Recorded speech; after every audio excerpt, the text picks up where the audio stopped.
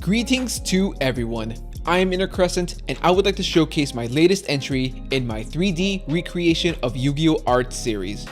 Today, I would like to present to you Generaider Boss Stage. Did I hear Generaider? Yeah? You gotta let me talk about this. I'm all about rating genders. Wait, what? Yeah, don't worry. I won't let my bias get in the way when we're talking about the greatest Yu-Gi-Oh! Deck of all time. It'll be fine. Isn't you saying it's the best deck mean your bias is? Thanks, you won't regret it.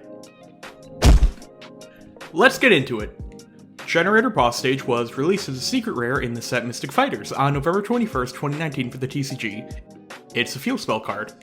The effect reads, once per turn, if a card is added from the main deck to your opponent's hand except during the damage step, you can special summon one Generaider monster from your deck in defense position. If you special summon a Generaider monsters during your opponent's turn except for in the damage step, you can special summon as many Generaider tokens as possible, and they're level 4 late fairies with 15 attack and 15 defense. And they're summoned in attack position, but destroy them during the end phase, even if this card leaves the field, and you can only use this effect of Boss Stage once per turn.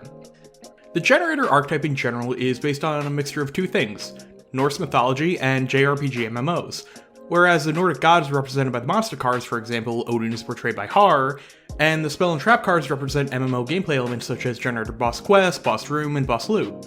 Generaider Boss Stage is a representation of the 9 realms in Norse mythology, each ruled by one of the 9 rulers, which are the bosses of the archetype. The 9 realms form together to this shape due to this art being a depiction of Yggdrasil, the World Tree. No, not that World Tree. With a card literally containing the 9 realms, you'd think it'd be an important key piece of the deck.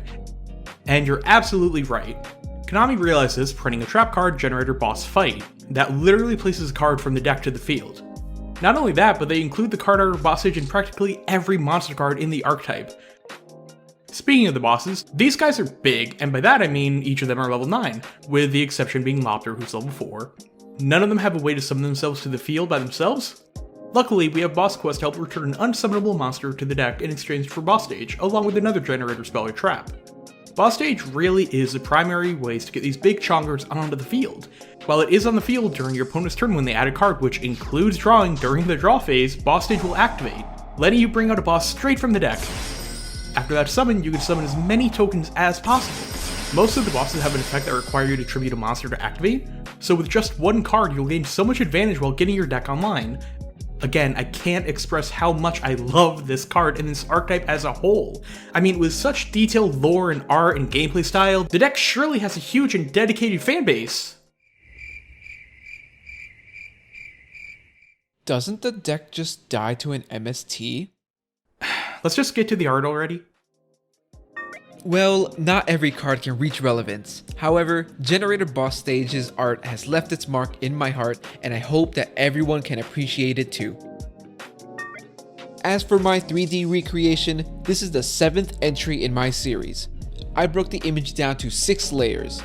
Those components being the emblem, the digital lines, the lower fog, the sparkles, the light rays, and the aura. The emblem itself wasn't too hard to create. If you think about it, it's just a bunch of rings, spheres, and spikes put together. I'd say the only tricky thing was this shape in particular. However, nothing a symmetry modifier couldn't solve. One aspect about this that I absolutely love are the spheres and how their textures follow the camera direction. No matter what the situation, the center of each sphere displays white while the outer edge of it will have a blue gradient. I got this to work by changing the texture coordinates to the location of the camera. Not going to lie on this, but it was late at night and I just messed around with the shading nodes until I got it to work. Now that I look back at it, I think, man, I'm surprised I figured this out. One more point here. Technically, the emblem is on 2 layers. These 3 rings here are separated. The reason why I did this is because the outer glow was done in editing after the 3D was rendered. It's more easy to control it this way. If you look closely at the card art, some of the outer glow is displayed over these rings. Applying an outer glow to both of these layers but having the ring layered below the emblem, I'm able to get the desired effect I wanted. Up next, we have the digital lines. This layer took such a long time to create.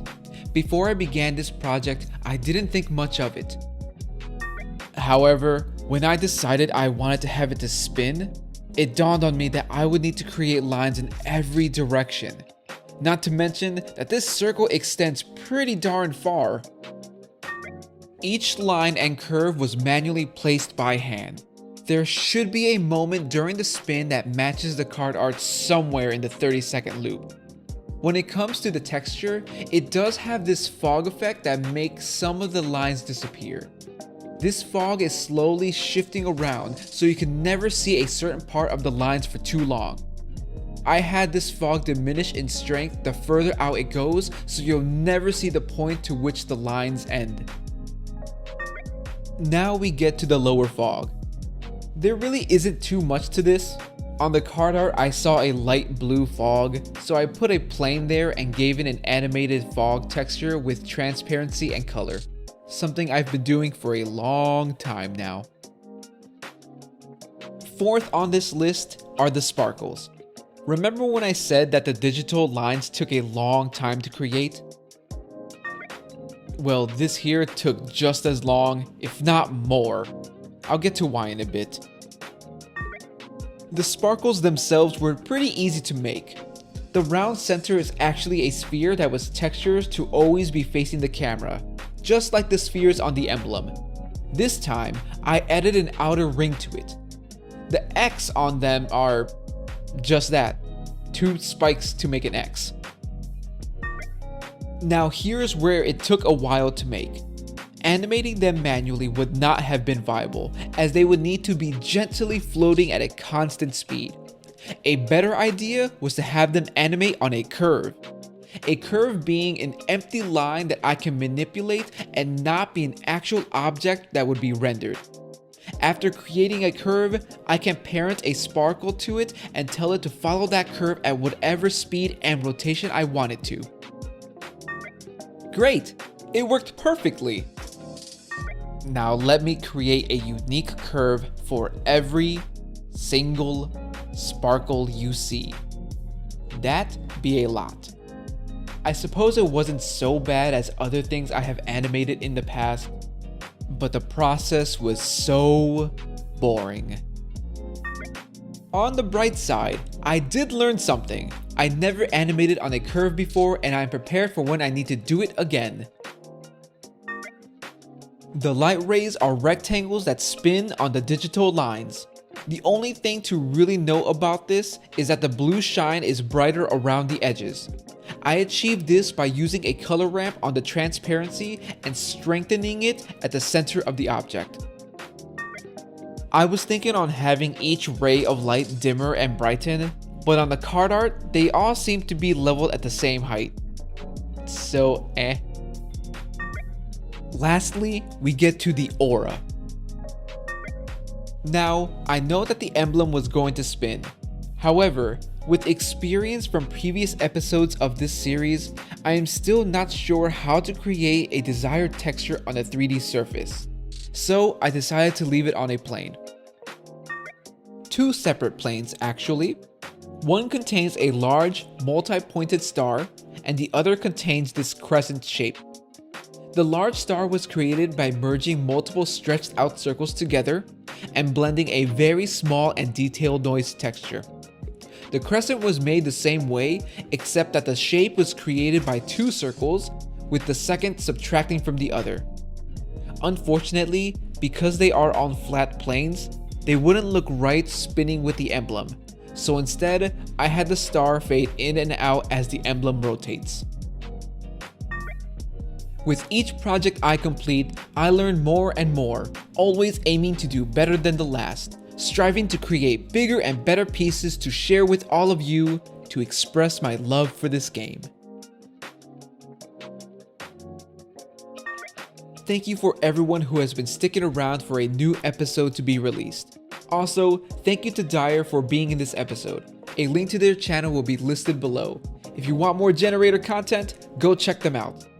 Also, it would bring me happiness if you would consider subscribing to me, for I wish to upload as much as I can, and I know that's kind of on the edge right now.